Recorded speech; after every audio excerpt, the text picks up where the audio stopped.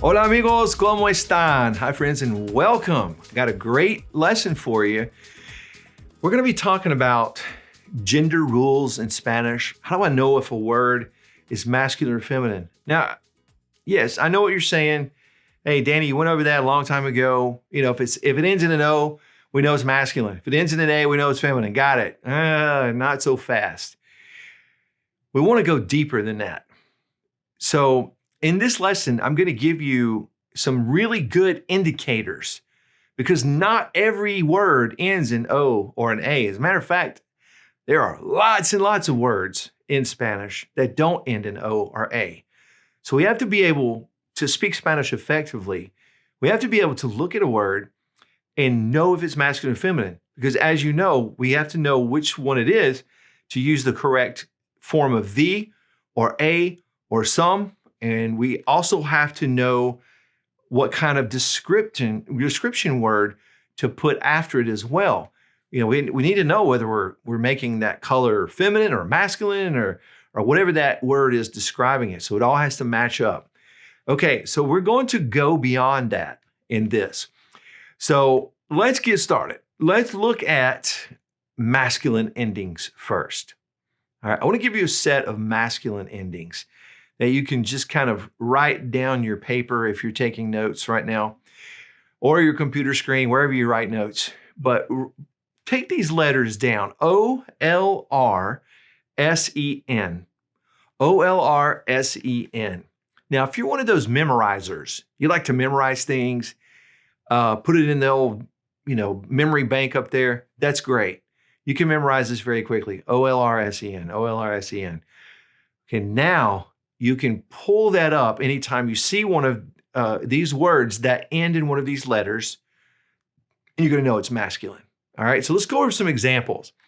All right, back to the basics. If it ends in O, we know it's masculine, unless there's an exception. Here's the one we always use, el libro, the book. Yeah, we know it's masculine. All right, but let's look at the words that end in L's.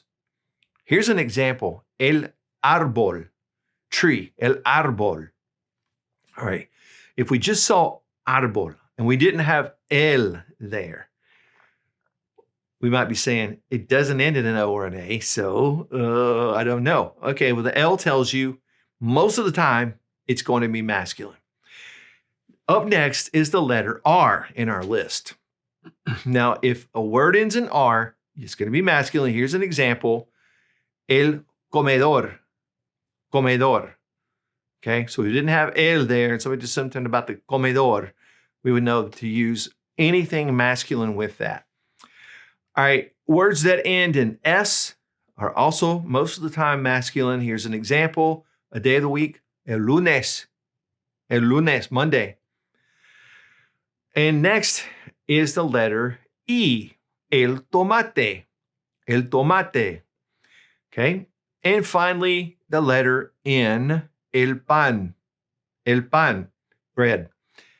So there you have it, a nice set, O-L-R-S-E-N, a nice set of masculine letters. We're going to say, hey, guess what? I'm masculine. All right, now let's look at feminine. Obviously, we know A, la casa. We know that's feminine, looking at it. Dead giveaway. Here's another dead giveaway. D or D-A-D. If you see one of those, you're probably looking at a feminine word. La ciudad, the city. That's an example. La ciudad. All right. Up next, any words that end in Z, most of the time are feminine as well. La nuez.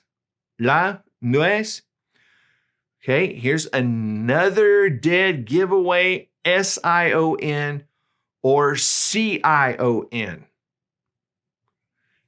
Now I'm going to stop for a second because when you see S-I-O-N or C-I-O-N, we actually know two things about this word automatically. The first thing we know is that it's feminine.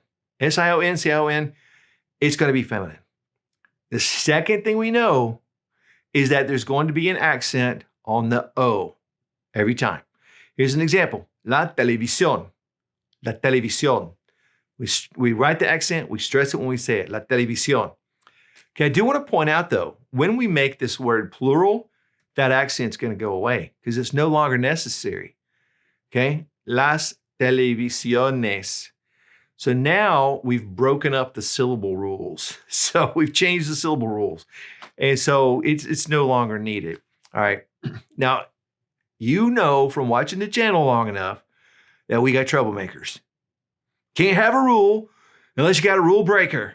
And so there are some rule breakers when it comes to gender in Spanish. Here's some excepciones, exceptions. El día, the day. He says, yeah, I got an A, but I'm going to be masculine. So you have to remember that when you are speaking Spanish to make sure you use the right determiners. Okay. El lápiz. Yep, I got a Z. I know you think I'm feminine, but I'm masculine. All right. El clima. There's another one. Ends in A, but it's masculine. The same as el problema. I hear people all the time say, no problemo. No, it's actually problema. But it is masculine. El problema. We also know that this one, the hand, ends in O, but it's feminine. La mano, that's an exception. Also, la noche, that's an exception. La calle, and also la flor. La flor, the flower. All right. So there you have some good letters to go ahead and put in your memory bank. Start trying to look at words. Maybe look up words in a dictionary and try to look at them without looking at their gender. Look at the word and say, okay, masculine or feminine. Kind of quiz yourself on it. And very soon you'll be getting really good at figuring those things out without a lot of thought. The best thing I can tell you though, with the exceptions, the more you use them in conversation, the more that they're going to sound right to you.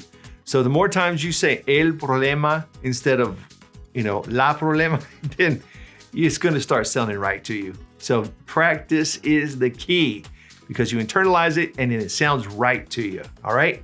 Well, friends, I hope this has helped you with your going beyond gender rules adventures. So, all right. Well, thanks for being one of our supporters. We want to sincerely thank you. It means a lot and it really helps us out on the team. We do appreciate you very much. Muchísimas gracias a todos ustedes. And we'll see you on the next lesson. In the meantime, I wish for you and all your family and friends, paz y bendiciones, peace and blessings. Hasta pronto.